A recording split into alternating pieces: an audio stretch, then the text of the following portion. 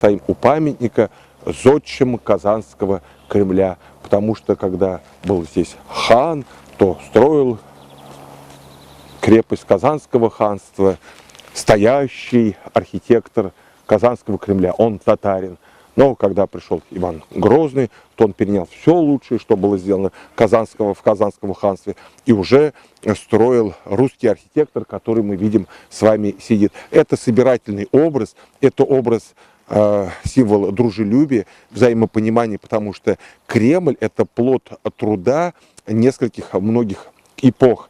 И не только татарской, не только русской, но и Казанского ханства, и Российской империи, Советского Союза, и Российской Федерации, и Республики Татарстан. То есть это символ именно дружбы между двумя самыми многочисленными народами Республики Татарстан. Вот напоминаю, 48% татар, 48% русских живут у нас в Казани. И вот этот вот символ, как вот объединяющий символ дружбы между народами. И должны были воплотить вот эти два образа. А вообще вот эта территория, она называется территорией архиерейского двора. Архиерейский дом, он находится за памятником. Сейчас там одна из резиденций президента, аппарата президента Республики Татарстан.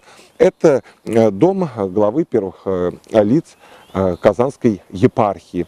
Справа от вас, белого цвета, с арочными окнами, это здание духовной консистории. Там принимали административные, судебные решения, кого венчать, кого развенчать, кого отлучить от церкви и так далее. Ну а мы с вами были в соборе, Благовещенском соборе. Что такое Благовещение? Благая весть, когда архангел Гавриил спустился и сказал Богородице, да, матери Иисуса Христа, что в результате непорочного зачатия она родит Бога человека. И тут вот интересно, правая часть это 16 век, она выделена такого более темного, желтоватого цвета, сделана из волжского известняка, это 16 век. А 17 век уже пристрой, который мы видим, с левой стороны нам реставраторы заштукатурили уже более нежно-белого цвета, как бы показывая, что это уже вторая часть в реконструкции собора. Этот собор, еще раз напомню, 16 века. Дата строительства с 1555 по 1562 год.